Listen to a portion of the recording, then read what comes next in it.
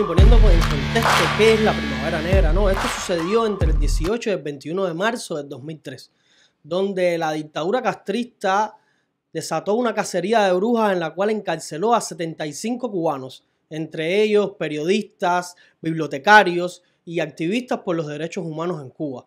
Una respuesta a la creciente oposición en la isla a las nefastas gestiones de la dictadura, a sus represivas políticas y, por supuesto, a la creciente necesidad de reformas políticas y económicas. Sí, yo creo que lo primero que salta enseguida a la inquietud, ¿no? Es la palabra primavera, porque en Cuba no tenemos primavera, quizás un eterno verano, como dicen algunos, ¿no? Entonces, lo de primavera no encaja mucho. Incluso reflexionando en estos días que ha circulado tanto el video de aquel Mea Culpa de Eberto Padilla, pues una de las frases que más me llama la atención es que él dice, hasta un poema de la primavera escribí. Entonces, lo primero que salta es la palabra primavera, ¿no? Y por conexiones, pues también un país que sufrió el comunismo, en este caso la antigua Checoslovaquia, en el año 1968, entre enero y julio del 68, pues tuvo lo que se ha denominado como la Primavera de Praga, que el pueblo checo pues trató de conseguir su libertad, pero finalmente fue reprimida en julio cuando los tanques soviéticos entraron a Praga y bueno, por cierto, fueron aplaudidos por Fidel Castro. Sí, bueno, y en este caso es la Primavera Negra de Cuba, precisamente porque ocurrió, como decía Mario, y como dijiste tú también, en el mes de marzo, y obviamente fue un tiempo de mucha oscuridad.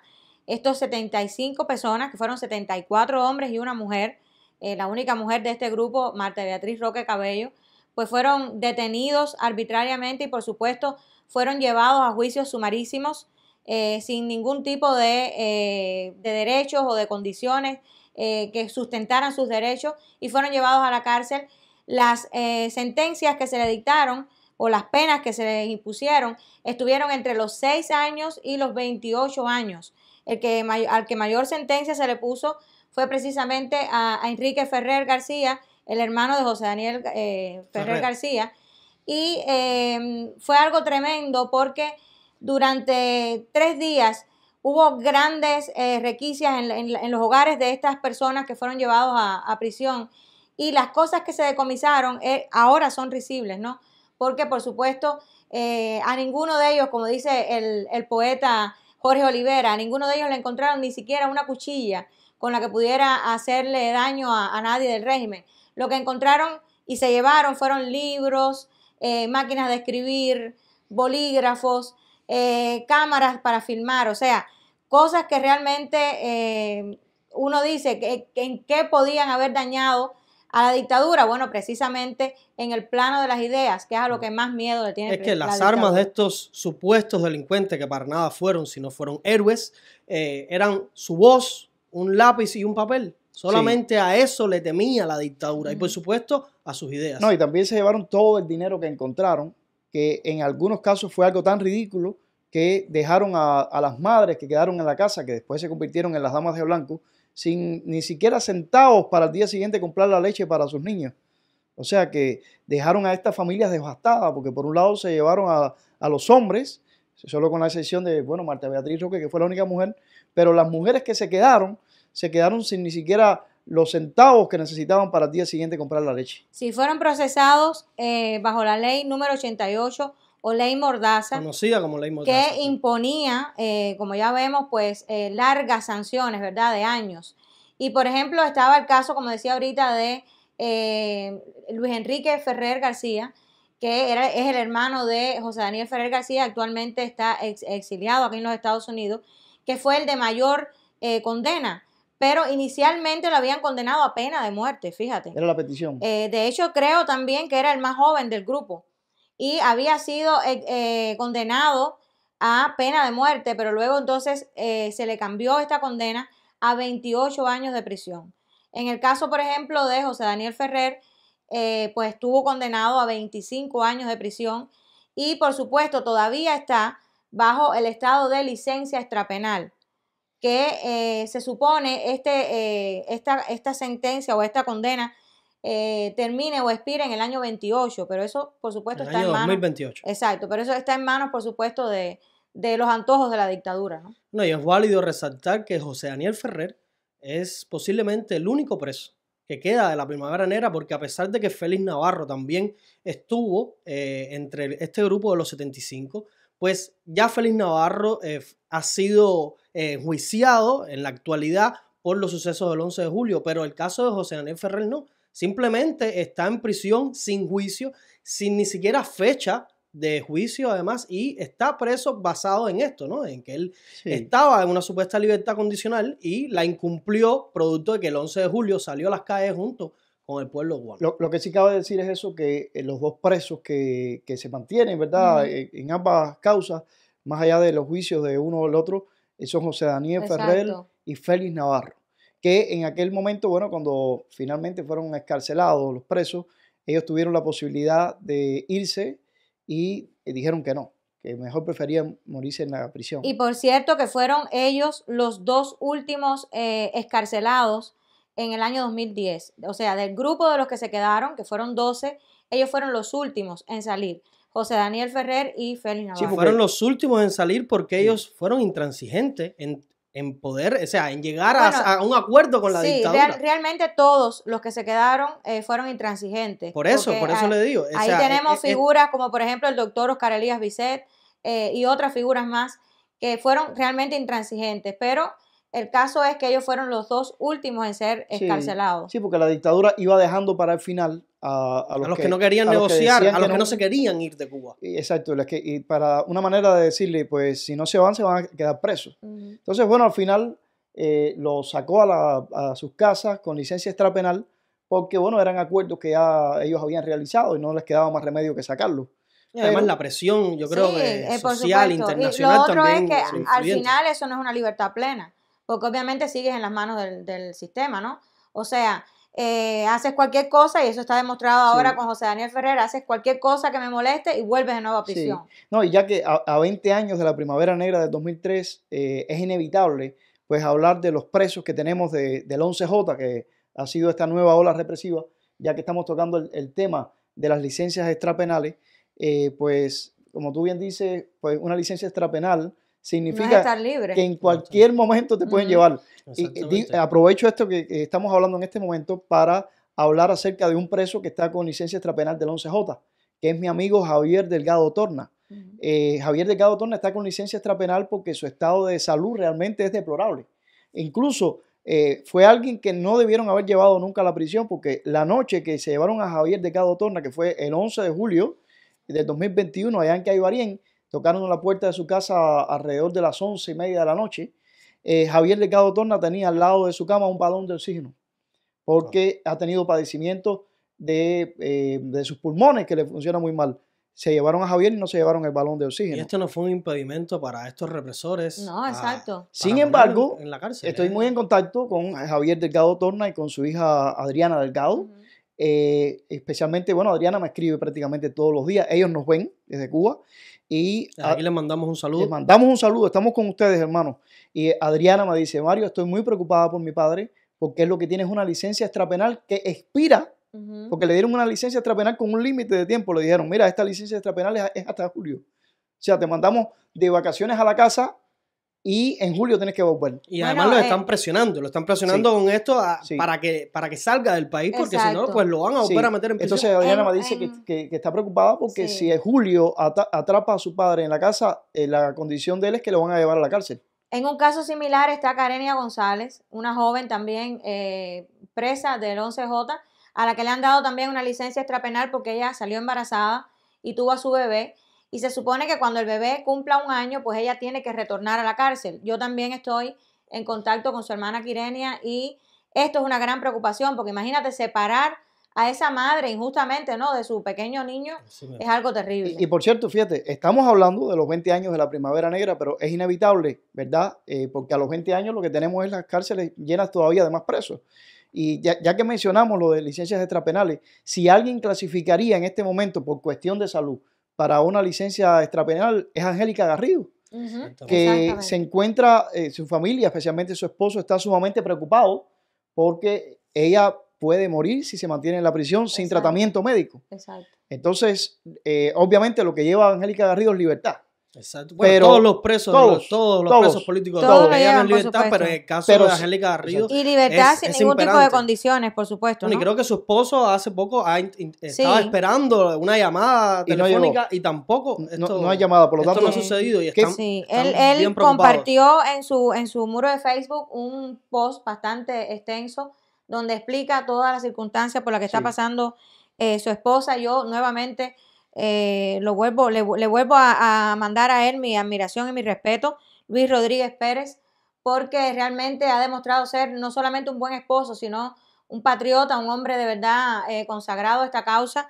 Y él está alertando, por supuesto, de que ella tiene los mismos síntomas previos a un accidente cerebrovascular. Wow. Parece que ya ella ha venido presentando todas estas dificultades de salud. Y el riesgo que está corriendo es precisamente que tenga un accidente cerebrovascular que puede ser algo muy grave para la salud de esta mujer, que además es muy joven para tener algo como esto, ¿no? Pues fíjense qué triste que estamos hablando de los 20 años de la Primavera Negra del 2003 y a los 20 años no estamos hablando de algo que ya quedó en el pasado, sino que estamos hablando que a los 20 años las cosas en Cuba están peores. Y que se han incrementado los presos políticos. Exacto. En aquella ola represiva fueron 75 prisioneros. Esta vez pasan de miles. En aquella ola represiva fue una mujer, Marta Beatriz Roque. Ahora estamos hablando de muchas mujeres. Por cierto, de cientos de mujeres. Que una de las cuestiones que pasa con Angélica Garrido es que obviamente le achacan a ella y a su hermana haber sido las artífices de la carta que circuló, de la cual hablamos en pocas anteriores, y la tienen pues cogida contra ella. Exactamente. Pero es terrible. Y yo creo que volviendo un poco a lo que fue la Primavera Negra en sí, a raíz de esto pues surge el movimiento de las Damas de Blanco. Exacto. Que en un principio pues fueron las esposas, las hijas de pues los presos del grupo de 75, las madres, las hermanas. Exacto, las mujeres de los familiares, ¿no? A 20 años después de los presos de este grupo de 75. Sí, a 20 años después nos encontramos que algunas de las mujeres que fueron en aquel momento damas de blanco, pues ahora están presas también. Por ejemplo, es el caso de Sailí Navarro, la hija de Félix Navarro. Cici Abascal, la más joven de las damas de blanco. Yo recuerdo perfectamente en la Primavera Negra del 2003 que yo visité la casa de Sailí y allí estaban su mamá y ella, y Sailí siendo una jovencita, casi una adolescente todavía, pues prácticamente ella y su madre, ella ayudaba mucho a su madre con Félix. Ahora la madre está sola en la casa. Totalmente sola. Todos los domingos arrestan a la madre de Sailí, a la esposa. Y cobrándole multas. Y todos los domingos le cobran multas. Sí. Presionando. Sí, algo terrible. Presionando a aquellos que solamente están abogando por la libertad de sus seres queridos. Volviendo al contexto de la Primavera Negra, pues precisamente así fue como liberaron a estos presos, a los 75 presos de la Primavera Negra de Cuba. El contexto fue el siguiente, o sea, la opinión pública internacional se movilizó y le exigió y le hizo presión al régimen precisamente por todas las acciones que se hicieron dentro de la isla, ¿no? Entre ellas las damas de blanco, que surgieron, por supuesto, para apoyar a sus familiares presos y para denunciar todos los abusos en contra de ellos y exigirle a la dictadura que los liberara.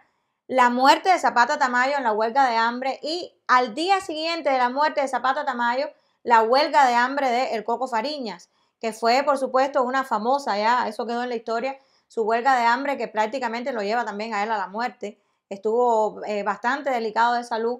Y, por supuesto, la intervención de la Iglesia Católica, pues hicieron que la opinión pública se movilizara y todo esto aconteció, o llevó a la dictadura a sencillamente tomar la decisión de liberarlos.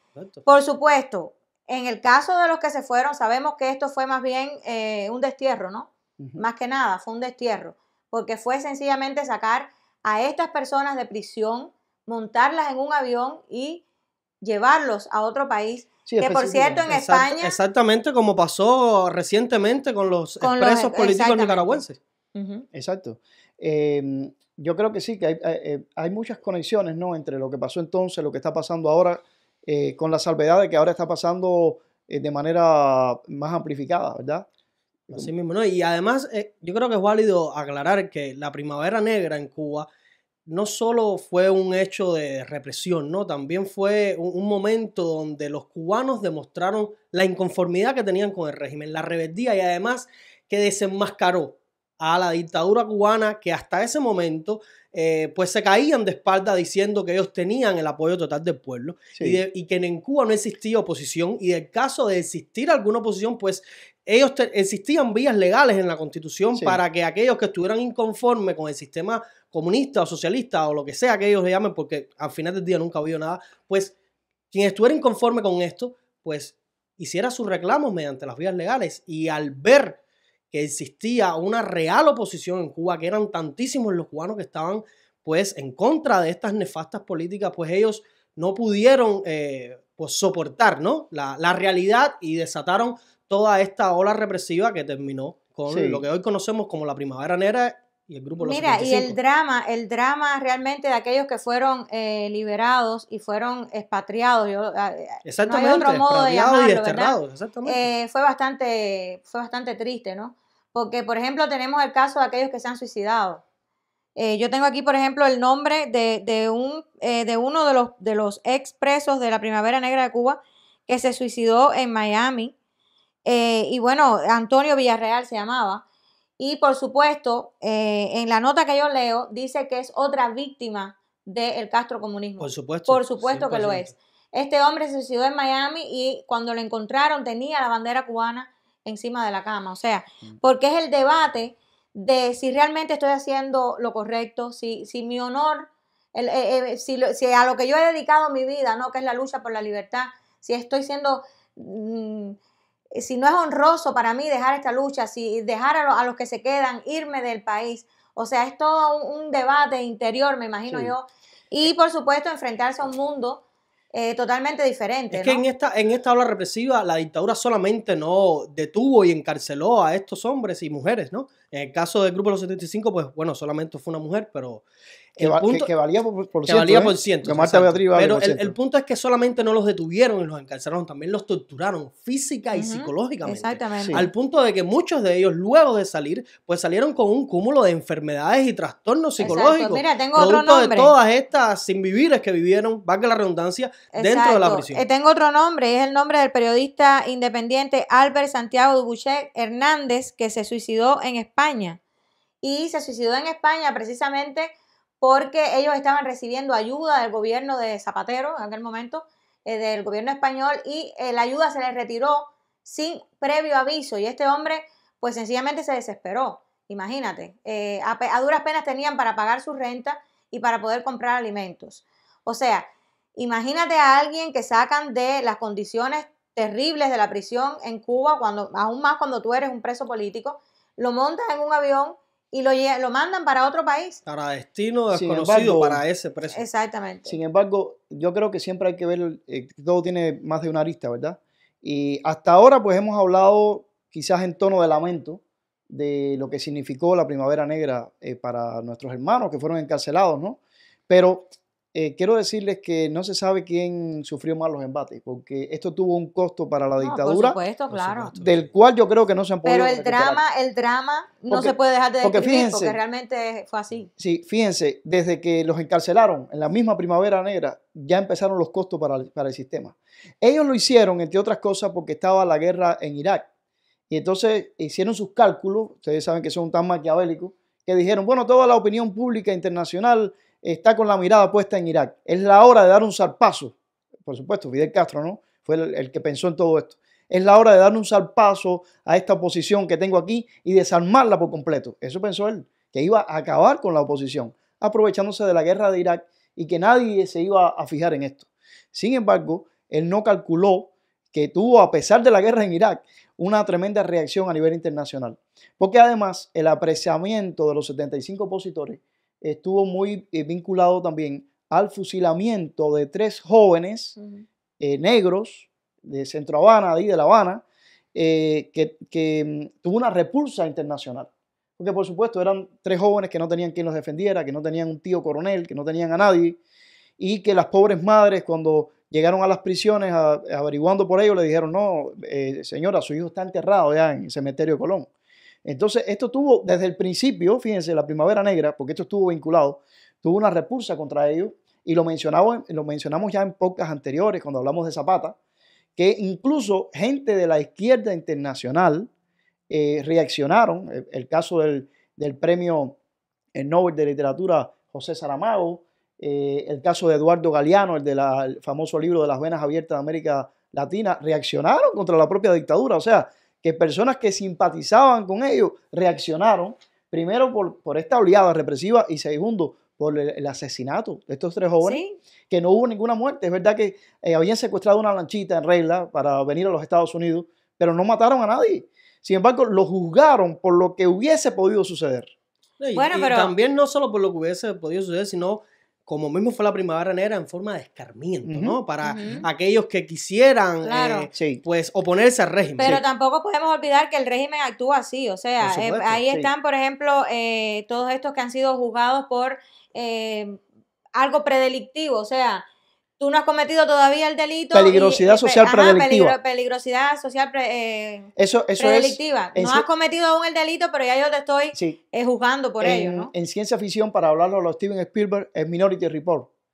O sea, Minority Report, sí. Minority Report. Yo sé lo que tú vas a hacer y te juzgo anticipadamente por lo que vas a hacer. Que es algo totalmente contraproducente, porque tú no puedes ser juzgado hasta que no se te pruebe que realmente tú eres culpable, ¿no? Exacto. Es una de las evidencias claras de que es una dictadura totalitaria donde se sigue lo que imparten algunos, lo que dictaminan algunos y la verdad, la justicia, pues eso no significa nada para ellos. Pero yo insisto que lo que pensó Fidel Castro, que él iba a barrer de un manotazo con la oposición, le salió totalmente mal. Totalmente, por supuesto. Insisto en que el costo para la dictadura, del cual no se han repuesto hasta el día de hoy, fue enorme y que empezó desde el apresamiento y desde el asesinato de estos 3 jóvenes. Los costos siguieron. Por ejemplo, después se hizo famosa la entrevista 100 horas con Fidel, de Ignacio Ramonet, y yo recuerdo que uno de los capítulos que a mí más me interesó es la parte cuando Ignacio Ramonet le hace las preguntas incómodas que le hace a Fidel Castro sobre la Primavera Negra, mencionándole en este caso un preso que le costó muchísimo a Fidel Castro, el caso de Raúl Rivero, que era quizás de los 75 el preso más conocido. Claro, por supuesto. Por su talento, por sus muchos premios, porque además había estado dentro del sistema cultural. Él había sido el secretario de Nicolás Guillén, miembro de la UNIAC, súper conocido, con libros publicados en Cuba, con premios famosísimos. Y Raúl Rivero entonces fue quizás el más destacado de todos esos presos. Y le cayeron arriba a Fidel. Bueno, el más destacado, o sea, el más conocido. Más conocido, internacional. Más conocido por la literatura y todo esto. Entonces, yo recuerdo perfectamente en la entrevista 100 horas con Fidel que Ignacio Ramonet le pregunta y Fidel trata de evadirlo. Y trata de evadirlo como era muy usual en él en muchas entrevistas. Recuerdo muchas otras que podría mencionar. Él era muy envolvente. Muy envolvente. Ignacio Ramonet no se la deja pasar, como se dice. Y volvió a preguntarle. Bueno, fueron varias veces que Ignacio Ramonet le pregunta y Fidel se nota, aún leyendo la entrevista, que estaba como incómodo. Al punto de que Fidel no pudo evitar, lo más que pudo alargar la prisión de Raúl Rivero fueron 2 años.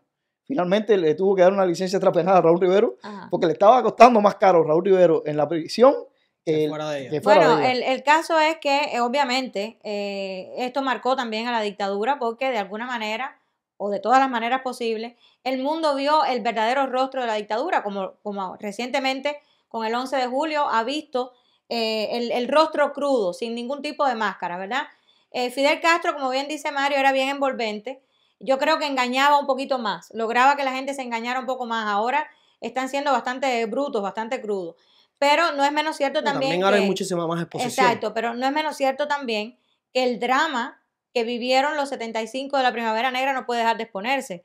Por supuesto, como el drama que están viviendo ahora mismo los presos del 11 de julio, hay que exponerlo también porque el mundo tiene que ver realmente el sufrimiento de los presos políticos en Cuba, que yo me escandalizaba el otro día viendo a alguien en las redes sociales decir que hay que hablar de los presos comunes y de los presos políticos de igual manera. Hay que ponerlos en una balanza equilibrada y no se puede crear ningún tipo de división entre ellos. Es que eso es lo que la dictadura quiere. Eso a mí, francamente, me escandalizó. Eso es lo que la dictadura quiere. Porque, en primer lugar, es imposible. Se supone que un preso común esté en prisión porque ha cometido algún delito. Hay violadores, ¿verdad? hay asesinos. La gran diferencia con los presos políticos es que no han cometido ningún delito. Lo único que han hecho es sencillamente o tratar de expresarse o hacer críticas al sistema que son pues, en su derecho, son totalmente válidas, o han intentado manifestarse públicamente en contra del sistema, algo que también es totalmente válido.